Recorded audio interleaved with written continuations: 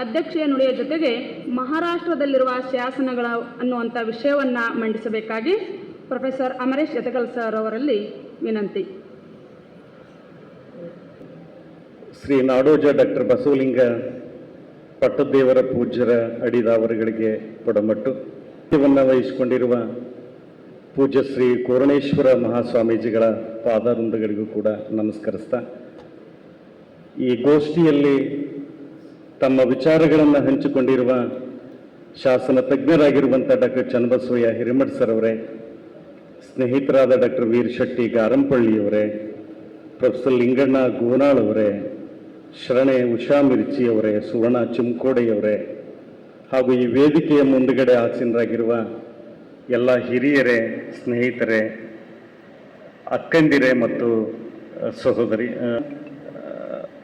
ಪ್ರಬಂಧದ ವಿಷಯವನ್ನು ಮೊದಲು ಪ್ರಸ್ತಾಪ ಮಾಡಿ ನಂತರ ಅಧ್ಯಕ್ಷೀಯ ಒಂದೆರಡು ಮಾತುಗಳನ್ನು ನಾನಿಲ್ಲಿ ಆಡಲಿಕ್ಕೆ ಪ್ರಯತ್ನವನ್ನು ಮಾಡ್ತೇನೆ.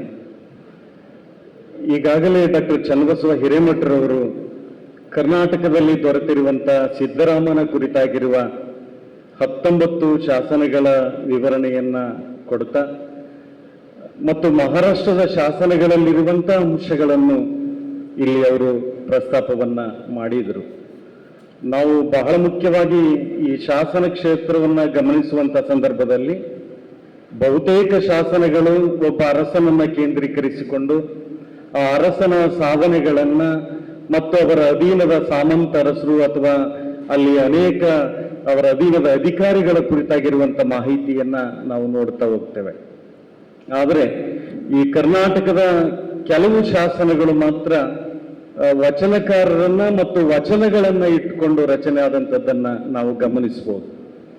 ಇಲ್ಲಿಯವರೆಗೆ ಈ ವಚನಕಾರರ ಕುರಿತಾಗಿರುವಂತಹ ಶಾಸನಗಳ ಸಂಖ್ಯೆ ಬಹಳಷ್ಟು ಕಡಿಮೆ. ನಾವು ಬಸವಣ್ಣನನ್ನ ಹೊರತುಪಡಿಸಿದರೆ ನಮಗೆ ಬಸವಣ್ಣನ ಕುರಿತಾಗಿ 13 ಅಧಿಕೃತ ಶಾಸನಗಳು ನಮಗೆ ಲಭ್ಯ ಆಗಿವೆ. ಕೆಲವೊಬ್ರು 20ರವರೆಗೆ ಬರುತ್ತಾರೆ. ಆ ಶಾಸನಗಳಲ್ಲಿ ಬಸವೇಶ ಅಂತ ಉಲ್ಲೇಖ ಆದ ತಕ್ಷಣವೇ ಅದು ಬಸವಣ್ಣನಿಗೆ ಸಂಬಂಧಪಟ್ಟಿರುವಂತ ಶಾಸನ ಅಂತ ನಾವು ತಿಳ್ಕೊಳ್ತೀವಿ, ಅದು ಅಲ್ಲ. ಆದರೆ ನಿಜವಾಗಲೂ ಬಸವಣ್ಣನಿಗೆ ಸಂಬಂಧಪಟ್ಟಿರುವಂತ 13 ಅಧಿಕೃತ ಶಾಸನಗಳು ನಮ್ಮ ಮಧ್ಯೆ ಇವೆ. ಹಿರಿಯೂರು ಶಾಸನ 1259, ಬಹುಶಃ ಬಸವಣ್ಣ ಐಕ್ಯ ಆಗಿ 90 ವರ್ಷಗಳಾದ ನಂತರ ಆ ಹಿರಿಯೂರು ಶಾಸನ. ನಂತರ ಬೆಳಗಾವಿ ಜಿಲ್ಲೆಯ ಹುಕ್ಕೇರಿ ತಾಲೂಕಿನ ಅರ್ಜುನವಾಡ ಶಾಸನ 1260, ಬಹಳ ಮುಖ್ಯವಾಗಿರುವಂತಹ ಶಾಸನ. ಅದು ಬಸವಣ್ಣನ ವಂಶಾವಳಿಯ ಬಗ್ಗೆ ಬೆಳಕನ್ನ ಚೆಲ್ಲಿರುವಂತ ಒಂದು ಬಹಳ ಮುಖ್ಯವಾಗಿರುವಂತ ಶಾಸನ ಅದು. ಅವೆಲ್ಲವುಗಳನ್ನ ಹೊರತುಪಡಿಸಿದರೆ ನಮ್ಮ ಶಾಸನ ಕ್ಷೇತ್ರದಲ್ಲಿ ಶರಣರ ಕುರಿತಾಗಿ ಬರುವ ಅತಿ ಹೆಚ್ಚು ಶಾಸನಗಳು ಅಂದ್ರೆ ಸಿದ್ದರಾಮನ ಕುರಿತಾಗಿರುವಂತಹ ಶಾಸನಗಳು. ಇಲ್ಲಿ ಈಗಾಗಲೇ ಚನ್ನಬಸವ ಹಿರೇಮಠ ಸರ್ ಅವರು ಹೇಳಿದರು, ಕರ್ನಾಟಕದ ಕೆಲವು ಶಾಸನಗಳಲ್ಲಿ ನಮಗೆ ಸಿದ್ದರಾಮನ ವ್ಯಕ್ತಿತ್ವವನ್ನ ಕುರಿತಾದಂಥ ಕೆಲವೊಂದು ಮಾಹಿತಿಗಳಿವೆ ಅನ್ನುವಂಥ ವಿಚಾರವನ್ನ, ಮತ್ತು ಸಿದ್ದರಾಮನ ವಚನಗಳು ಆ ಶಾಸನಗಳಲ್ಲಿ ಬಳಕೆಯಾದಂಥ ವಿಚಾರವನ್ನ, ಮತ್ತು ಆತನ ಆರಾಧ್ಯ ದೈವ ಕಪಿಲ ಸಿದ್ಧ ಮಲ್ಲಿಕಾರ್ಜುನನ ಕುರಿತಾಗಿರುವಂಥ ಶಾಸನಗಳಿವೆ ಅನ್ನೋದ್ರ ಕುರಿತು ಹೇಳ್ತಾ ಹೋದ್ರು. ಆದರೆ ಮಹಾರಾಷ್ಟ್ರಕ್ಕೆ ಸಂಬಂಧಪಟ್ಟಂತ ಶಾಸನಗಳಲ್ಲಿ ಇಲ್ಲಿ ಮಹಾರಾಷ್ಟ್ರದಲ್ಲಿ 11 ಶಾಸನಗಳು ನಮಗೆ ಲಭ್ಯ ಆಗಿವೆ. ಆ 11 ಶಾಸನಗಳಲ್ಲಿ ಸಿದ್ದರಾಮನ ಕುರಿತಾಗಿ ಅಥವಾ ಸಿದ್ದರಾಮನ ವ್ಯಕ್ತಿತ್ವದ ಕುರಿತಾಗಿ ಯಾವುದೇ ರೀತಿಯ ಮಾಹಿತಿ ನಮಗೆ ಅಲ್ಲಿ ಲಭ್ಯ ಆಗೋದಿಲ್ಲ. ಆದರೆ ಅವತ್ತಿನ ಆಳ್ವಿಕೆಯ ಸಂದರ್ಭದಲ್ಲಿ ಯಾವ್ಯಾವ ಅರಸರುಗಳು ಸಾಮಂತರುಗಳು ಆಳ್ವಿಕೆ ಮಾಡಿದ್ರು ಅನ್ನುವ ವಿಚಾರವನ್ನ ಇಟ್ಕೊಂಡು ಆರಾಧ್ಯ ದೈವ ಕಪಿಲ ಸಿದ್ಧ ಮಲ್ಲಿಕಾರ್ಜುನನಿಗೆ ಅವತ್ತಿನ ಅರಸರು ಅವರ ಅಧೀನದ ಅಧಿಕಾರಿಗಳು ಏನೇನು ದಾನಗಳನ್ನು ನೀಡಿದರು ಅನ್ನೋದರ ಕುರಿತು ಆ ಮಾಹಿತಿಯನ್ನ ಆ ಶಾಸನಗಳು ನಮಗೆ ನೀಡುತ್ತಾ ಹೋಗ್ತವೆ. ಸಿದ್ದರಾಮನ ಕುರಿತಾಗಿ ಬಹಳ ಪ್ರಾಚೀನ ಶಾಸನ ನಮ್ಮ ಕರ್ನಾಟಕದ 1190, ಇವತ್ತಿನ ವಿಜಯಪುರ ಜಿಲ್ಲೆ ಇಂಡಿ ತಾಲೂಕಿನ ಆ ಚೋರ್ಗಿ ಶಾಸನ. ಅತಿ ಹೊಸದು ಅಂತಂದ್ರೆ ನಮಗೆ 18ನೇ ಶತಮಾನದ ಒಂದು ಶಾಸನ ನಮಗೆ ಈ ಮೈಸೂರು ಕಡೆ ಲಭ್ಯ ಆಗುತ್ತೆ. ಆದರೆ ಈ ಮಹಾರಾಷ್ಟ್ರಕ್ಕೆ ಸಂಬಂಧಪಟ್ಟ ಹಾಗೆ ನಾವು ನೋಡೋದಾದ್ರೆ ಅಲ್ಲಿ ಕ್ರಿಸ್ತಶಕ 1192ರ ಒಂದು ಶಾಸನ, ತುಳಜಾಪುರ ತಾಲೂಕಿನ ಉಸ್ಮಾನಾಬಾದ್ ಜಿಲ್ಲೆಯ ನಿಲೆಗಾವಿನ ಒಂದು ದಾನ ಶಾಸನ. ಸೇವಣರ ಅರಸ 5ನೇ ಬಿಲ್ಲಮ್ಮ ಅಲ್ಲಿ ಆಳ್ವಿಕೆಯನ್ನು ಮಾಡತಕ್ಕಂಥ ಸಂದರ್ಭದಲ್ಲಿ ಆ ಬಿಲ್ಲಮ್ಮನ ಮಹಾಪ್ರಧಾನ ಕೆ.ಇ. ದೇವನಾಯಕನ ಗುಣಗಾನವನ್ನ ಆ ಶಾಸನ ಮಾಡುತ್ತೆ. ಈಗಾಗಲೇ ಚನ್ನಬಸಯ್ಯ ಹಿರೇಮಠರವರು ಹೇಳಿದ ಹಾಗೆ ನಾವು ಶಾಸನದ ಆರಂಭದಲ್ಲಿ ಶಾಸನದ ಶ್ಲೋಕವನ್ನ, ಅದು ಶೈವ ವೈಷ್ಣವ ಇತ್ಯಾದಿ ಶ್ಲೋಕಗಳನ್ನು ನಾವು ನೋಡ್ತೇವೆ. ಆದರೆ ಇಲ್ಲಿಯ ಶಾಸನಗಳಲ್ಲಿ ಸಿದ್ದರಾಮನ ಕುರಿತಾಗಿರುವಂತಹ ಶಾಸನಗಳಲ್ಲಿ ಸಿದ್ದರಾಮನ ವಚನವೇ ಒಂದು ಶ್ಲೋಕವಾಗಿ ಮಾರ್ಪಟ್ಟಿರುವಂಥದ್ದು ಬಹಳ ಮುಖ್ಯವಾಗಿರ್ತಕ್ಕಂಥ ಒಂದು ಅಂಶ ಅನ್ನುವಂಥದ್ದನ್ನ ನಾವು ಗಮನಿಸಬೇಕಾಗಿದೆ. ಈ ಶಾಸನವು ಕೂಡ ಶ್ರೀ ಓಂ ಜಯ ಪರಮೇಶ್ವರ ಪರಮಾತ್ಮ ಅನ್ನುವಂಥ ಅವರ ವಚನದಿಂದ ಆ ಶಾಸನ ಆರಂಭ ಆಗುತ್ತೆ. ನಂತರ ಅಲ್ಲಿಯ ಬಿಜಾಪುರದಿಂದ ಆಳ್ವಿಕೆ ಮಾಡತಕ್ಕಂಥ ಈ ಮಹಾಮಂಡಳೇಶ್ವರರು ಶಿಲಾಹಾರರು ಅಂತ ಬರ್ತಾರೆ. ಈ ಶಿಲಾಹಾರರು ಮೂಲತಃ ಕನ್ನಡಿಗರವರು. ಇವತ್ತಿನ ಮಹಾರಾಷ್ಟ್ರದ ಉಸ್ಮಾನಾಬಾದ್ ಜಿಲ್ಲೆಯ ತಗರಪುರ ಮತ್ತು ಅಕ್ಕಲಕೋಟೆ ಮತ್ತು ಕೊಲ್ಲಾಪುರಗಳನ್ನ ಅವರು ರಾಜಧಾನಿಯನ್ನಾಗಿ ಮಾಡಿಕೊಂಡು ಆಳ್ವಿಕೆಯನ್ನ ಮಾಡಿದಂಥವರು. ಮತ್ತು ಸೇವಣರು ಕೂಡ ಮೂಲತಃ ಇವರು ಕನ್ನಡಿಗರು, ಕನ್ನಡದ ಮನೆತನ ಇದು. ದೇವಗಿರಿಯನ್ನ ರಾಜಧಾನಿಯನ್ನಾಗಿ ಮಾಡಿಕೊಂಡು ಅವರು ಮಹಾರಾಷ್ಟ್ರದ ಔರಂಗಾಬಾದ್ ಜಿಲ್ಲೆಯನ್ನ ಆಳ್ವಿಕೆ ಮಾಡ್ತಾರೆ ಮತ್ತು ಉತ್ತರ ಕರ್ನಾಟಕವನ್ನ ಆಳ್ವಿಕೆ ಮಾಡ್ತಾರೆ. ಈ ಎರಡೂ ಮನೆತನಗಳ ಶಾಸನಗಳಲ್ಲಿ ನಮಗೆ ಸಿದ್ದರಾಮನ ವಚನಗಳು ಮತ್ತು ಸಿದ್ದರಾಮನ ಆರಾಧ್ಯ ದೈವನಿಗೆ ದಾನವನ್ನು ಕೊಟ್ಟಿರುವಂತ ಅನೇಕ ಸಂಗತಿಗಳು ಬರ್ತವೆ. ಎರಡನೇ ಶಾಸನ ಸೊಲ್ಲಾಪುರ ಜಿಲ್ಲೆಯ ಮೊಹಲ್ ಸೊಲ್ಲಾಪುರ ತಾಲೂಕಿನ ಜೈತುಗಿ ಅರಸನ 1195ರ ಒಂದು ಶಾಸನ. ಇದು ಚಾಮ್ಗಾಮದಲ್ಲಿದೆ. ಅಲ್ಲಿಯೂ ಕೂಡ ಸಿದ್ದರಾಮನ ವಚನದಿಂದ ಅದು ಆರಂಭ ಆಗುತ್ತೆ. ಆ ಜೈತುಗಿಯ ಅಧಿಕಾರಿ ಮಹಾಪ್ರಧಾನ ಸೇನಾಧಿಪತಿ ದಾಮಂಗಿ ದಂಡನಾಯಕ ಮತ್ತು ಆತನ ಮಗನಾದ ಹೊನ್ನೋಜ ನಾಯಕನ ಪ್ರಸ್ತಾಪ ಅಲ್ಲಿ ಬರುತ್ತೆ. ಅವತ್ತು ಕಪಿಲ ಶ್ರೀಶೈಲ ಅಂತ ಕರೆಯಲ್ಪಟ್ಟಿರುವ ಮಹಾಪ್ರಸಿದ್ಧ ಕ್ಷೇತ್ರವಾದ ಸೊನ್ನಲಿಗೆಪುರದ ಕಪಿಲ ಸಿದ್ಧ ದೇವರ ಅಂಗಭೋಗ ರಂಗಭೋಗ ನೈವೇದ್ಯ ಅವಾರಿ ಕ್ಷೇತ್ರಕ್ಕೆ ಅಂಕುಲಿಗೆ ನಾಡೋಂಗಣ ಜಂಬುಗಾವಿಯನ್ನ ದಾನ ನೀಡಿದ್ದಾರೆ. ಈ ಅಂಕುಲಿಗೆ ಅನ್ನುವಂಥದ್ದು ಇವತ್ತಿನ ಅಕ್ಕಲಕೋಟೆ, ಅವೆಲ್ಲವುಗಳನ್ನ ದಾನ ನೀಡಿರುವಂತ ಒಂದು ಸಂಗತಿ ಆ ಸೊಲ್ಲಾಪುರ ಜಿಲ್ಲೆಯ ಆ ಶಾಸನದಲ್ಲಿ ನಮಗೆ ಲಭ್ಯ ಆಗುತ್ತೆ, ಜಾಮ್ಗಾಂವ್ ಶಾಸನದಲ್ಲಿ. ಇನ್ನೊಂದು ತುಳಜಾಪುರ ತಾಲೂಕಿನ ಉಸ್ಮಾನಾಬಾದ್ ಜಿಲ್ಲೆಯಲ್ಲಿ ಬರುವಂತದ್ದು ಕೇಸ್ಗಾಂವ್ ಅನ್ನುವಂತ ಒಂದು ಗ್ರಾಮದ ಶಾಸನದಲ್ಲಿ ಅಲ್ಲಿಯ ಜೈತುಗಿಯ ಅಧಿಕಾರಿಗಳಾಗಿರುವಂತ ಮಗರ, ಮುರಾರಿ, ಸಂಗಮ ದೇವನಾಯಕ, ಕೇಯ ದೇವನಾಯಕರು ಹೊಯ್ಸಳ ದಿಸ ಪಟ್ಟ ಬಿರುದಿತ್ತು ಅವರಿಗೆ. ಅವರೆಲ್ಲರೂ ಸೇರಿ ಈ ಅಭಿನವ ಶೈಶೈಲವೆನಿಸಿರ್ತಕ್ಕಂಥ ಸೊಲ್ಲಗಿಯ ಕಪಿಲ ಸಿದ್ಧ ಮಲ್ಲಿಕಾರ್ಜುನ ದೇವರಿಗೆ ದಾನವನ್ನ ನೀಡಿದ್ರು ಅಂತನ್ನೋದು. ಇನ್ನೊಂದು ಇಟ್ಕಲ್ ಗ್ರಾಮದ ಶಾಸನವು ಕೂಡ ಕಪಿಲ ಸಿದ್ಧ ಮಲ್ಲಿಕಾರ್ಜುನನಿಗೆ ದಾನವನ್ನ ನೀಡಿರುವಂಥದ್ದು. ಅಲ್ಲಿ ಬರುವಂತ ಎತ್ತಿನೂರು ಅನ್ನುವಂತ ಒಂದು ಊರಿಗೆ ಲಿಂಗಾಪುರ ಅಂತ ನಾಮಕರಣ ಮಾಡಿದ್ರು ಅನ್ನುವಂತ ಒಂದು ವಿಚಾರ ಇಲ್ಲಿ ಬರ್ತದೆ. ಅಳಂದೂರು, ಮುನ್ನೂರು, ಕಂಪಣ, ಅಂಕುಲಿಗೆ 80ರೊಳಗಣ ಬಳಿಯ ಬಾಡ ಇಟ್ಟಿಗೆ ಅನ್ನುವಂತ ಒಂದು ಗ್ರಾಮವನ್ನ ಅವರು ದಾನ ನೀಡಿದ್ರು. ನಂತರ ಗುಂಜೇಗಾಂವ್ ಅನ್ನುವಂತ ಒಂದು ಊರಿನಲ್ಲಿ 3 ಶಾಸನಗಳು ಅಲ್ಲಿವೆ. ಸೇವಣರ ಅರಸ ಸಿಂಗಣದೇವ, ಆತನ ಪುತ್ರರ ಉಲ್ಲೇಖವು ಕೂಡ ಈ ಶಾಸನದಲ್ಲಿದೆ. ನಮಗೆ ಈ ಸೊಲ್ಲಾಪುರವನ್ನ ದಕ್ಷಿಣ ವಾರಣಾಸಿ, ಅಭಿನವ ಶ್ರೀಶೈಲ ಮತ್ತು ಯೋಗ ರಮಣೀಯ ಕ್ಷೇತ್ರ ಅನ್ನುವಂಥ ವಿಚಾರವನ್ನ ಇಲ್ಲಿಯ 3 ಶಾಸನಗಳು ನಮಗೆ ಹೇಳ್ತವೆ. ಅಲ್ಲಿಯ 3ನೇ ಶಾಸನದಲ್ಲಿ ವಚನದ ಕೊನೆಯಲ್ಲಿ ಗುರುವಚನ, ಸಿದ್ದರಾಮನ ವಚನವನ್ನ ಗುರುವಚನ ಅಂತ ಉಲ್ಲೇಖ ಮಾಡಿರುವಂತ ಮಾಹಿತಿ ನಮಗೆ ಲಭ್ಯ ಆಗುತ್ತೆ.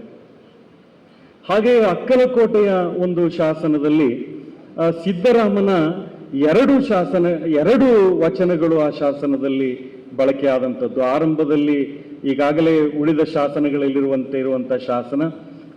ಇನ್ನೊಂದು ಶಾಸನ ಇರುಳಂ ಪೊಲುಗುಂ ಕಳ್ಳನಾದೊಡಂ ಮನೆಯ ಅನ್ನುವಂತ ಒಂದು ವಚನವನ್ನ ಆ ಶಾಸನದ 2ನೇ ಭಾಗದಲ್ಲಿ ಹಾಕಿರುವಂಥದ್ದನ್ನ ನಾವು ನೋಡ್ಲಿಕ್ಕೆ ಸಾಧ್ಯತೆ ಇದೆ. ಅಕ್ಕಲಕೋಟೆಯ ತಳವಾಡದ ಇನ್ನೊಂದು ಶಾಸನ ಇದೆ.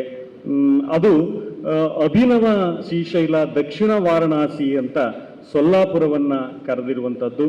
ಹಾಗೆಯೇ ಸೊಲ್ಲಾಪುರದಲ್ಲಿ 2 ತುಟಿತವಾಗಿರತಕ್ಕಂಥ ಶಾಸನಗಳು ಕೂಡ ಅಲ್ಲಿವೆ. ಅವು ಕೂಡ ಮಲ್ಲಿಕಾರ್ಜುನನಿಗೆ ದಾನ ನೀಡುವಂತ ಸಂಗತಿಗಳನ್ನ ತಿಳಿಸ್ತಾ ಹೋಗ್ತವೆ. ನಾನು ಈ ಶಾಸನಗಳ ಸಂಪೂರ್ಣ ವಿವರವನ್ನು ನೀಡ್ತಾ ಹೋಗ್ತಾ ಇಲ್ಲ. ಕಾರಣ ಏನು ಅಂದ್ರೆ ಇಲ್ಲಿ ಸಮಯದ ಅಭಾವ. ಒಟ್ಟಾರೆ ಈ ಶಾಸನಗಳನ್ನ ನಾವು ಗಮನಿಸಲಾಗಿ ಅನೇಕ ಚಾರಿತ್ರಿಕ ಅಂಶಗಳು ಇಲ್ಲಿ ಇವೆ. ಒಂದು, ಈ ಎಲ್ಲ ಶಾಸನಗಳು ದಾನ ಶಾಸನಗಳೇ. ಇವು ಸೇವಣ ಅರಸರ ಮತ್ತು ಐಹೆ ಅರಸರ ಕಾಲದಲ್ಲಿ ಹಾಕಿಸಿದಂಥವುಗಳು. ಇಲ್ಲಿ ನೇರವಾಗಿ ಅರಸರು ಹಾಕಿಸದೇ ಹೋಗಿದ್ರು ಕೂಡ ಆ ಅರಸರ ಅಧೀನದಲ್ಲಿ ಅಧಿಕಾರವನ್ನು ಮಾಡತಕ್ಕಂಥ ಅನೇಕ ಅಧಿಕಾರಿಗಳು ಈ ಶಾಸನವನ್ನ ಹಾಕಿಸ್ತಾ ಹೋದ್ರು. ಈ ಶಾಸನದಲ್ಲಿ ಸೊನ್ನಲಿಗೆಯ ಕಪಿಲಸಿದ್ಧ ಮಲ್ಲಿಕಾರ್ಜುನ ದೇವಾಲಯಕ್ಕೆ ದತ್ತಿ ಬಿಟ್ಟಂತ ವಿಚಾರಗಳಿವೆ. ಇವರ ವಚನಗಳನ್ನ ಸಾಂದರ್ಭಿಕವಾಗಿ ಈ ಶಾಸನಗಳಲ್ಲಿ ಬಳಸಿಕೊಂಡಿದ್ದಾರೆ.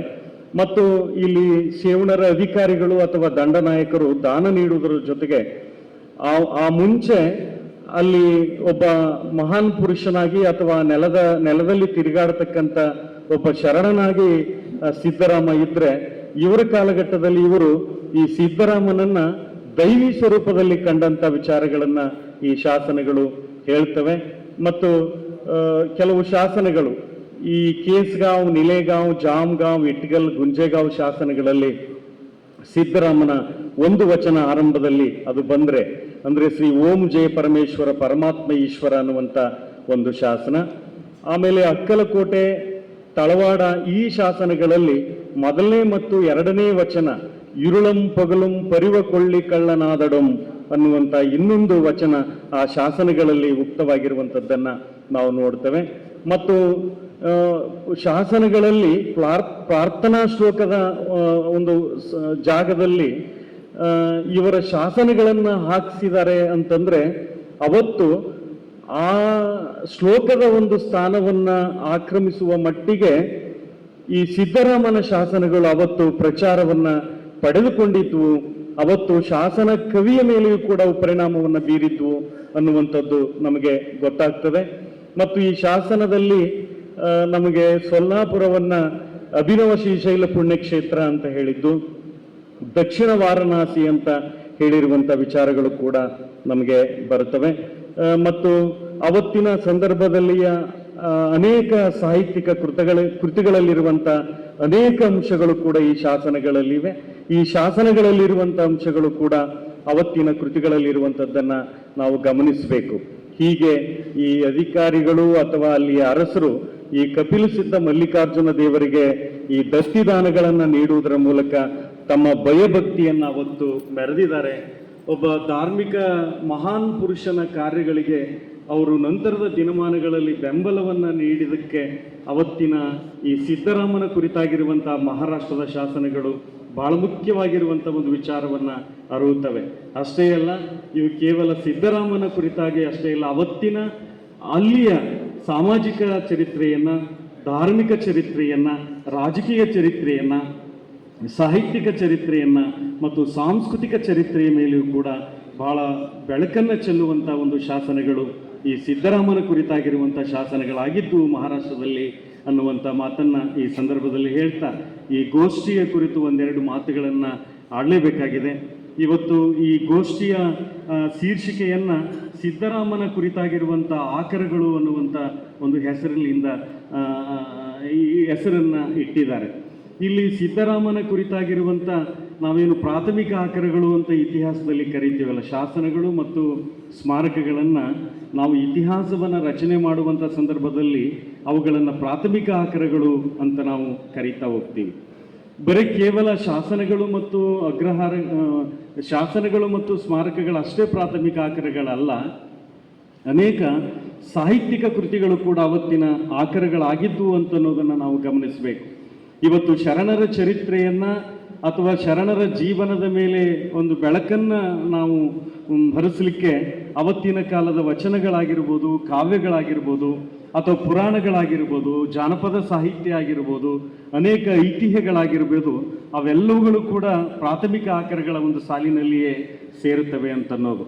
ಡಾಕ್ಟರ್ ಚನ್ನಬಸಯ್ಯ ಹಿರೇಮಠರವರು ಕರ್ನಾಟಕದ ಶಾಸನಗಳಲ್ಲಿ ಸಿದ್ದರಾಮನ ಕುರಿತು ಹೇಳುವಾಗ ಅವರು ಸುಮಾರು 18 ಶಾಸನಗಳನ್ನು ಇಂಡಿ ತಾಲೂಕಿನ ಚೋರಗಿಯ ಮೊಟ್ಟ ಮೊದಲನೇ ಶಾಸನದಿಂದ ಹಿಡ್ಕೊಂಡು ನಮಗೆ ಈ ಗುಬ್ಬಿ ತಾಲೂಕಿನ ತುಮಕೂರಿನ ಗುಬ್ಬಿ ತಾಲೂಕಿನ ಸಂಪಿಗೆಯ ಶಾಸನ ಅದು 1896ರಲ್ಲಿ ಆ ಶಾಸನವನ್ನು ಹಾಕಿಸ್ತಾರೆ.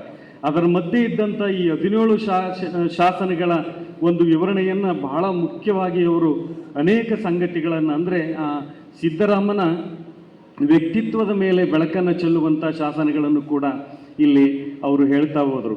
ಅಂದರೆ ಇಲ್ಲಿ ಒಂದು ಕಡೆ ಆ ಸಿದ್ದರಾಮನ ಅನೇಕ ಕಾರ್ಯಗಳನ್ನು, ಸಾಮಾಜಿಕ ಕಾರ್ಯಗಳನ್ನು ನೆನೀತಾ ಆತನನ್ನು ಒಂದು ನಾವು ಶಾಸನಗಳಲ್ಲಿ ಕೇವಲ ಅರಸನನ್ನು ಹೊಗಳುವಂಥದ್ದನ್ನು, ಆತನಿಗೆ ಕೊಟ್ಟಿರುವಂಥ ಬಿರುದುಗಳನ್ನು ನಾವು ನೋಡ್ತಾ ಇದ್ವಿ. ಆದರೆ ಸಿದ್ದರಾಮನನ್ನು ಬಹಳ ಆತನ ಇಡೀ ವ್ಯಕ್ತಿತ್ವವನ್ನು ಕೊಂಡಾಡುವಂಥ ಕೆಲವೊಂದು ಸಾಲುಗಳನ್ನು ಅವರು ಆ ಶಾಸನದಲ್ಲಿ ಹೇಳ್ತಾ ಹೋಗಿರುವಂಥದ್ದು ಬಹಳ ಮುಖ್ಯವಾಗಿರ್ತಕ್ಕಂಥ ಒಂದು ವಿಚಾರ. ಅದಕ್ಕೆ ಅವರು ಈ ಪಡಕೆನೂರು ಶಾಸನವನ್ನು ಮತ್ತು ಕಟನೂರು ಶಾಸನವನ್ನು ಉಲ್ಲೇಖ ಮಾಡ್ತಾರೆ.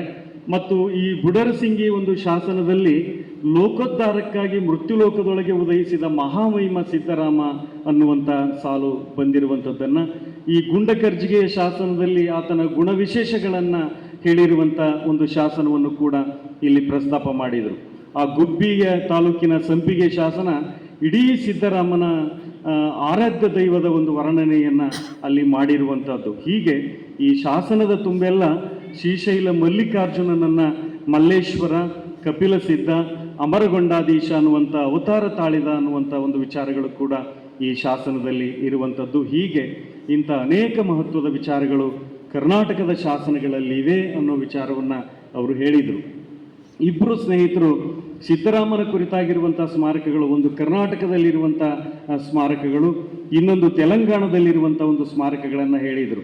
ಸ್ಮಾರಕಗಳು ಅಂತನ್ನುವಂಥವು ಅವು ನಮ್ಮ ಸಂಸ್ಕೃತಿಯ ಪ್ರತಿಕೃತಿಗಳವು. ಇತಿಹಾಸದ ಪುರಾತತ್ವದ ಆಕಾರಗಳಲ್ಲಿ ಅವು ಬಹಳ ಪ್ರಮುಖವಾದಂಥವುಗಳು. ಕೆಲವು ಸಲ ನಮಗೆ ಸಾಹಿತ್ಯ ಹೇಳಲಾರದಂಥ ವಿಚಾರವನ್ನು, ಶಾಸನಗಳು ಹೇಳಲಾರದಂಥ ವಿಚಾರಗಳನ್ನು ಅಲ್ಲಿಯ ಸ್ಮಾರಕಗಳು ನಮಗೆ ಅಲ್ಲಿಯ ವಿಶಿಷ್ಟವಾಗಿರ್ತಕ್ಕಂಥ ಸಂಗತಿಗಳನ್ನು ನಮಗೆ ಬಿತ್ತುತ್ತವೆ. ಅವರು ಆ ಸ್ಮಾರಕಗಳ ಪರಿಚಯವನ್ನು ಹೇಳ್ತಾ ಹೋಗುವಂಥ ಸಂದರ್ಭದಲ್ಲಿ ಅಲ್ಲಿಯ ಸ್ಥಳೀಯರು ಏನೇನು ಆ ಸ್ಮಾರಕದ ಕುರಿತು ಹೇಳ್ತಾರೆ ಮತ್ತು ಸಿದ್ದರಾಮನ ಕುರಿತು ಹೇಳ್ತಾರೆ, ಏನೇನು ಐತಿಹ್ಯಗಳಿವೆ ಅನ್ನುವಂಥದ್ದನ್ನು ಭಾಳ ಮಾರ್ಮಿಕವಾಗಿ ಅವರು ಹೇಳಿದರು. ನಮ್ಮ ಡಾಕ್ಟರ್ ವೀರ್ ಶೆಟ್ಟಿಯವರು ಕರ್ನಾಟಕದಲ್ಲಿ ಸುಮಾರು 28 ಸ್ಮಾರಕಗಳನ್ನು ಅವರು ವಿವರಿಸ್ತಾ ಹೋದರು. ಈ ಶಿವಪುರದ, ಇದೇ ನಮ್ಮ ಬಸವ ಕಲ್ಯಾಣದ ಶಿವಪುರದ ಸಿದ್ದೇಶ್ವರ ಮಂದಿರವನ್ನು ಇಟ್ಟುಕೊಂಡು ಕೊನೆಗೆ ಅವರು ಕಣಬುರ್ಗಿ, ಬೆಳಗಾವಿ ಜಿಲ್ಲೆಯ ಕಣಬುರ್ಗಿಯ ಸಿದ್ದರಾಮೇಶ್ವರ ದೇವಾಲಯದವರೆಗೆ ಅನೇಕ ಸಿದ್ದರಾಮನ ಕುರಿತಾಗಿರುವಂಥ ದೇವಾಲಯಗಳಿವೆ, ಗವಿಗಳಿವೆ, ಕಟ್ಟೆಗಳಿವೆ, ಆಮೇಲೆ ದಿಣ್ಣೆಗಳಿವೆ, ಗದ್ದುಗೆಗಳಿವೆ, ಮಂಟಪಗಳಿವೆ, ತಪೋವನಗಳಿವೆ, ಅವೆಲ್ಲ ಸ್ಮಾರಕಗಳೇ. ಇವೆಲ್ಲವುಗಳನ್ನು ಅಲ್ಲಿ ಹೇಳ್ತಾ ಹೋದರು. ಅದ್ರ ಜೊತೆಗೆ ಅವತ್ತು ಆ ಸ್ಮಾರಕಗಳೊಂದಿಗೆ ಸಿದ್ದರಾಮನ ಕುರಿತಾಗಿರುವಂಥ ಮಾಹಿತಿಗಳಿವೆಯಲ್ಲ, ಇವತ್ತು ಯಾವುದೇ ಒಬ್ಬ ಅವತ್ತಿನ ಕಾಲದ ಅನೇಕ ಕೃತಿಗಳು ಬಂದಿವೆ. ಈಗಾಗಲೇ ನಿನ್ನೆ ಸಿದ್ದರಾಮನ ಕುರಿತಾಗಿ ಬಂದಿರುವಂಥ ಸಾಹಿತ್ಯದ ಕುರಿತು ಚರ್ಚೆಯಾಗಿದೆ. ಆ ಸಾಹಿತ್ಯದಲ್ಲಿ ಇಲ್ಲದಂತಹ ವಿಚಾರಗಳು ಕೂಡ ಅಲ್ಲಿರುವಂಥದ್ದನ್ನು ನಮಗೆ ಗಮನಿಸಲಿಕ್ಕೆ ಸಾಧ್ಯತೆ ಇದೆ.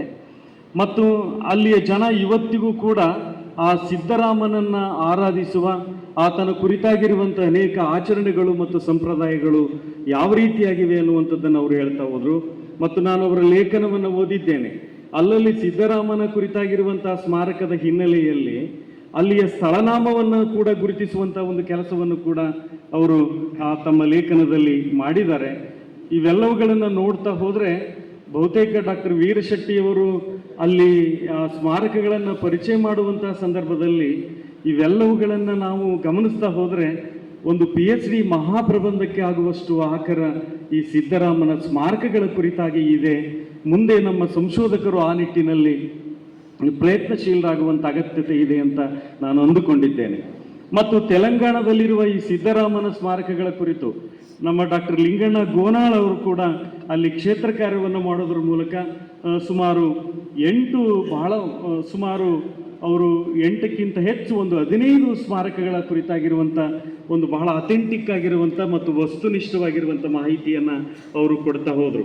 ಏನಿವತ್ತು ಮಹಾರಾಷ್ಟ್ರದ ಸೊನ್ನಲಿಗೆಯಲ್ಲಿ ಸಿದ್ದರಾಮ ಹುಟ್ಟಿದರೆ ಆತ ಶಿವ ಸಾಕ್ಷಾತ್ಕಾರ ಪಡ್ಕೊಂಡಿರುವಂಥದ್ದು ಆ ಶ್ರೀಶೈಲದ ತೆಲಂಗಾಣದಲ್ಲಿ, ಅನುಭವ ಸಾಧನೆಯನ್ನು ಮಾಡಿದ್ದು ನಮ್ಮ ಕರ್ನಾಟಕದ ಕಲ್ಯಾಣದಲ್ಲಿ ಎನ್ನುವಂಥ ರೀತಿಯಲ್ಲಿ ಅವರು ತಮ್ಮ ಪ್ರಬಂಧವನ್ನು ಮಂಡನೆ ಮಾಡಿದರು.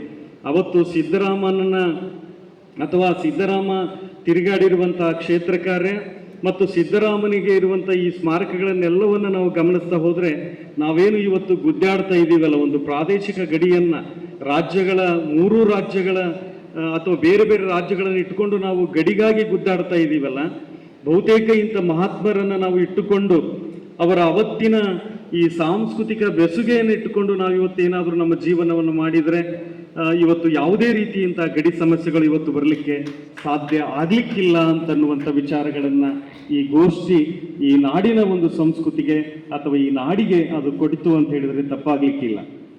ಮತ್ತು ಅವರು ಅಲ್ಲಲ್ಲಿ ಅನೇಕ ಸಾಂಸ್ಕೃತಿಕ ವಿಚಾರಗಳನ್ನು ಕೂಡ ಇಲ್ಲಿ ಹೇಳಿದರು. ಕೊನೆಗೆ ಅವರು ಈ ಸಿದ್ದೇಶ್ವರ, ಸಿದ್ದರಾಮೇಶ, ಸಿದ್ಧಲಿಂಗೇಶ, ನವನಾಥ ಸಿದ್ಧ, ಸಿದ್ದಲಗುಟ್ಟ, ಶಿವಲಿಂಗ, ಈ ಹಿನ್ನೆಲೆಯಲ್ಲಿ ಅಲ್ಲಿರುವಂಥ ಸ್ಮಾರಕಗಳಿವೆ. ಈ ನಾಥ, ಸಿದ್ಧ, ಆರೂಢ, ಅವಧಾತ ಇವು ಈ ಲಿಂಗಾಯತದ ಪರ್ಯಾಯ ನಾಮಗಳಾಗಿದ್ದರೂ ಕೂಡ ಈ ನವನಾಥ ಸಿದ್ಧರ ತಾಂತ್ರಿಕ ವಾಮಾಚಾರದ ವಿರುದ್ಧ ಧ್ವನಿ ಎತ್ತಿ ನಿಂತಂಥ ಅವರು ಅನುಭಾವಿಗಳಾಗಿರಬೇಕು ಅನ್ನುವಂಥ ವಿಚಾರಗಳನ್ನು ಕೂಡ ತಮ್ಮ ಭಾಷಣದಲ್ಲಿ ಅವರು ಕೊನೆಗೆ ಹೇಳ್ತಾ ಹೋದರು. ಹೀಗೆ ಈ ಎಲ್ಲ ಅಂಶಗಳನ್ನು ನಾವು ನೋಡ್ತಾ ಹೊರಟ್ರೆ ಕೇವಲ ಸಿದ್ದರಾಮನ ವ್ಯಕ್ತಿತ್ವವನ್ನು ಕೇವಲ ವಚನಗಳನ್ನಿಟ್ಟುಕೊಂಡಷ್ಟೇ ಅನಾವರಣ ಮಾಡಿದರೆ ಸಾಲದು. ನಮ್ಮ ಮಧ್ಯೆ ಇರುವಂಥ ಇಂಥ ಸ್ಮಾರಕಗಳನ್ನು ಕೂಡ ಒಂದು ಕ್ಷಣ ನೋಡಬೇಕು ಅನ್ನುವಂಥ ಒಂದು ಅಂಶ ಕೂಡ ಈ ಗೋಷ್ಠಿಯಲ್ಲಿ ಕಂಡುಬಂತು. ಆತ ಬದುಕಿದ್ದಂಥ ಕಾಲದ ಜನ ಈತನನ್ನು ಗುರುವಿನ ಸ್ವರೂಪ ಅಂತ ಕಂಡ್ರೆ, ಆತ ಲಿಂಗೈಕ್ಯವಾದಂಥ ನಂತರದಲ್ಲಿ ಸಿದ್ದರಾಮನನ್ನು ಒಂದು ದೈವವಾಗಿ ಎಲ್ಲ ಜನರಿಗೆ ಮತ್ತು ಅಲ್ಲಿರುವಂಥ ಆಳ್ವಿಕೆ ಮಾಡಿರ್ತಕ್ಕಂಥ ಅರಸರಿಗೆ ದೈವವಾಗಿ ಆತ ಮಾರ್ಪಟ್ಟ ಅನ್ನುವಂಥದ್ದನ್ನು ಡಾಕ್ಟರ್ ಎಂ ಕಲಬುರ್ಗಿ ಸರ್ ಅವರು ಕೂಡ ಹೇಳಿದರು.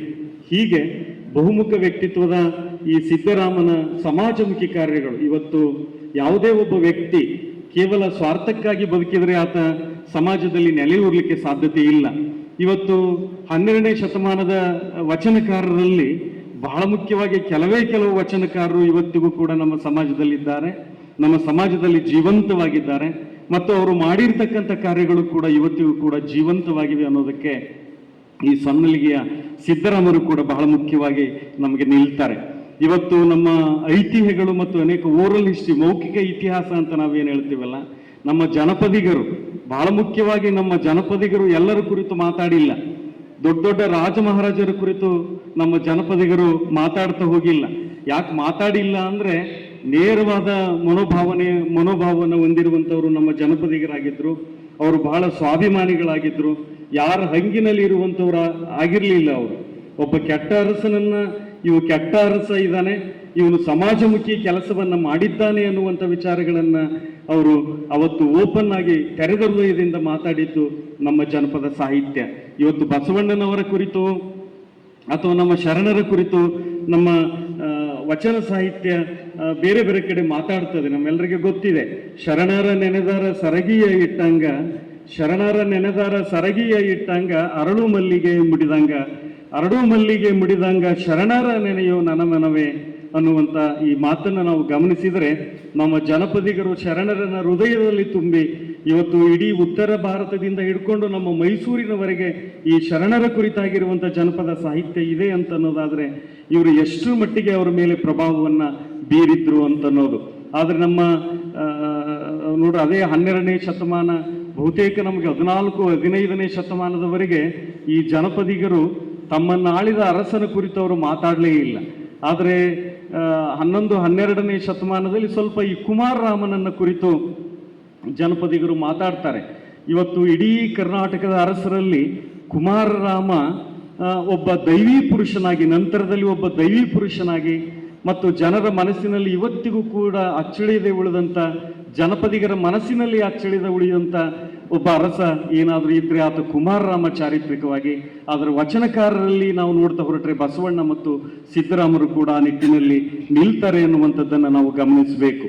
ಜನಪದಿಗರು ಯಾವತ್ತೂ ಈ ದುರಂತ ನಾಯಕರ ಕುರಿತು ಹೆಚ್ಚು ಮಾತಾಡ್ತಾರೆ, ಸಮಾಜಮುಖಿಯಾಗಿರುವಂಥ ಜನರ ಕುರಿತು ಅವರು ಹೆಚ್ಚು ಮಾತಾಡ್ತಾರೆ.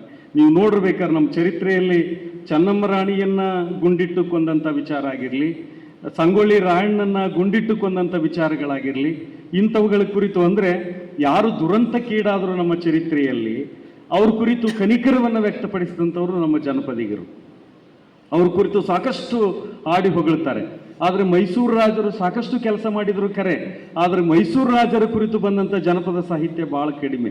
ಯಾಕೋ ಗೊತ್ತಿಲ್ಲ, ಅವರು ಜನರ ಹತ್ತಿರವಾಗಿದ್ರು ಅಥವಾ ಇಲ್ಲೋ ಗೊತ್ತಿಲ್ಲ, ಅಥವಾ ಕೇವಲ ನಗರಗಳನ್ನು ಅವರು ಅಭಿವೃದ್ಧಿ ಮಾಡಿದ್ರು ಏನೋ ಗೊತ್ತಿಲ್ಲ. ಹೀಗೆ ಈ ಜನಪದಿಗರ ವಿಚಾರಗಳಲ್ಲಿಯೂ ಕೂಡ ನಾವು ಇತಿಹಾಸವನ್ನ ಮತ್ತು ಈ ವಚನಕಾರರನ್ನು ನೋಡ್ತಾ ಹೊರಟಾಗ ಅನೇಕ ರೀತಿಯ ಹೊಸ ಹೊಳವುಗಳು ಈ ನಿಟ್ಟಿನಲ್ಲಿ ಬರುತ್ತವೆ.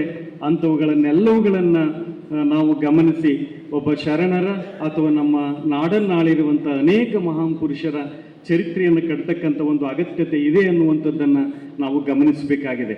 ಇಂಥ ಶರಣರ ಕುರಿತು ಹೇಳುವಾಗ ಏನು ಪವಾಡವನ್ನು ಮೂಢನಂಬಿಕೆಗಳನ್ನು ಧಿಕ್ಕರಿಸಿರುವಂಥ ಈ ಶರಣರ ಕುರಿತಾಗಿಯೇ ಶರಣರ ನಂತರದ ಕಾಲಘಟ್ಟಗಳಲ್ಲಿ ಅವರು ಪವಾಡ ಮಾಡಿದರು ಅಥವಾ ಅವರ ಪವಾಡದ ಕುರಿತಾಗಿರುವಂಥ ಅನೇಕ ಕಥೆಗಳನ್ನು ನಾವು ಕೇಳ್ತಾ ಹೋಗ್ತೀವಿ.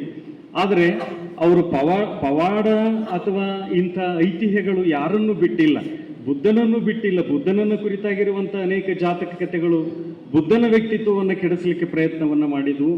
ಹಾಗೆ ಇಂಥ ಅನೇಕ ಐತಿಹ್ಯಗಳು, ಅದರಲ್ಲಿ ಸತ್ಯಾಂಶದ ಕೆಲವೊಂದು ಅಂಶಗಳಿರುತ್ತವೆ, ಅಂಥವುಗಳನ್ನು ಮಾತ್ರ ನಾವು ಹೆಕ್ಕಿಕೊಂಡು ಅಲ್ಲಿರುವಂಥ ಈ ಮೌಢ್ಯತೆಯಿಂದ ಕೂಡಿರುವಂಥ ಇಂಥ ವಿಚಾರಗಳನ್ನು ಬಿಟ್ಟರೆ ಆ ಶರಣರ ಬದುಕಿಗೆ ಒಂದು ಹೊಸ ಅರ್ಥ ಬರುತ್ತೆ ಅನ್ನುವಂಥ ಮಾತನ್ನು ಈ ಸಂದರ್ಭದಲ್ಲಿ ಹೇಳ್ತಾ, ಕೆಲವೊಂದು ಸಲ ನಮ್ಮ ಸಾಹಿತ್ಯ ಒಬ್ಬೊಬ್ಬ ಅರಸನನ್ನ ಅಥವಾ ಒಬ್ಬೊಬ್ಬ ಮಹಾನ್ ಪುರುಷನನ್ನ ಬೇರೆ ರೀತಿಯಾಗಿ ಚಿತ್ರಿಸ್ತಾ ಹೋಗುತ್ತೆ. ಉದಾಹರಣೆಗಾಗಿ ನಾವು ಬಿಜ್ಜಳನನ್ನ, ನಮ್ಮ ಶರಣ ಸಾಹಿತ್ಯ ಬಿಜ್ಜಳನನ್ನು ಒಬ್ಬ ಖಳನಾಯಕನನ್ನಾಗಿ ಮಾಡಿದ್ದು, ಅವತ್ತು ಶರಣ ಕ್ರಾಂತಿಗೆ ಮೂಲ ಕಾರಣೀಕರ್ತ ಅಂತ ಹೇಳುವಂಥ ವಿಚಾರ ಕೆಲವೊಂದು ನಮ್ಮ ಈ ಕನ್ನಡ ಸಾಹಿತ್ಯದಲ್ಲಿದ್ದರೆ, ನಮಗೆ ಕೋಡಿಮಠದ ಕ್ರಿಸ್ತಶಕ 1162 ಶಾಸನ ಇದೇ ಬಿಜ್ಜಳ ಅರಸನನ್ನ ಕುರಿತು ಆತ ಮಹಾಶೂರ ಆಗಿದ್ದ, ಧೀರ ಆಗಿದ್ದ, ಅವನು ಒಳ್ಳೆಯವನಾಗಿದ್ದ, ಆತ ಎಂದೂ ದುಷ್ಟನಾಗಿರಲಿಲ್ಲ, ಶರಣ ವಿರೋಧಿ ಆಗಿರಲಿಲ್ಲ ಅನ್ನುವಂಥ ವಿಚಾರಗಳನ್ನು ಆ ಶಾಸನ ಹೇಳುತ್ತೆ.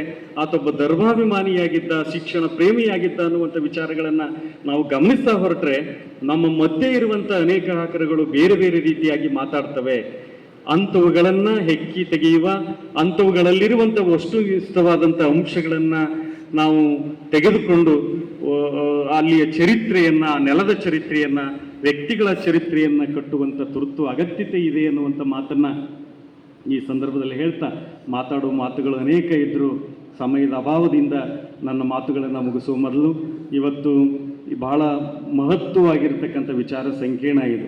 ಅನೇಕ ಶರಣರಿದ್ದಾರೆ ನಮ್ಮ ಮಧ್ಯೆ.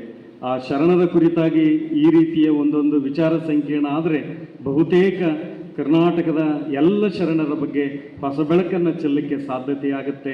ಅಂಥ ಸಾಧ್ಯತೆಗೆ ನಾಂದಿ ಹಾಡಿರುವಂಥ ಪರಮ ಪೂಜ್ಯ ಪಟ್ಟದೇವರವರಿಗೆ ನಾನು ಅಣಿಮಿಡಿತೇನೆ. ಮತ್ತು ಬಹಳ ಇವತ್ತು ನಮ್ಮ ಕಲ್ಯಾಣರಾವ್ ಪಾಟೀಲ್ರವರು ಉಡಿದು ಹಿಡಿತಿದವರು. ಅವರು ಯಾವುದೇ ಕಾರ್ಯಕ್ರಮ ಮಾಡಲಿ, ಏನೇ ವಿಚಾರ ಸಂಕೀರ್ಣ ಮಾಡಲಿ, ಆ ಸಂಕೀರ್ಣಕ್ಕೆ ಸಂಬಂಧಪಟ್ಟಿರುವಂಥ ಮಹಾಪ್ರಬಂಧಗಳನ್ನು ಕೂಡಿಸಿ ಅವರು ಪುಸ್ತಕವನ್ನು ಮಾಡ್ತಾರೆ. ಇವತ್ತು ನಮ್ಮ ಮಾತುಗಳು ಗಾಳಿಯಲ್ಲಿ ತೇಲ್ಕೊಂಡು ಹೋಗ್ತವೆ, ಆದರೆ ನಾವು ಅದನ್ನು ಮುದ್ರಿಸಿದರೆ ಅದು ಶಾಶ್ವತವಾಗಿ ಒಂದು ಆಕಾರವಾಗಿ ಉಳಿಯುತ್ತೆ. ಇವತ್ತು ವಿಚಾರ ಸಂಕೀರ್ಣಕ್ಕಿಂತ ಮೊದಲೇ ಈ ವಿಚಾರ ಸಂಕೀರ್ಣದ ಪ್ರಬಂಧಗಳನ್ನು ಸೇರಿಸಿ ಆ ಕೃತಿಯನ್ನು ಮಾಡಿದಾರಲ್ಲ, ಇದು ಭಾಳ ಮಹತ್ವದ ಕೆಲಸ. ನಮ್ಮ ವಿಶ್ವವಿದ್ಯಾನಿಲಯಗಳು ಕೂಡ ಇದರಲ್ಲಿ ಸ್ವರಗಿವೆ ಏನು ಅಂತ ಅನ್ನಿಸ್ತದೆ.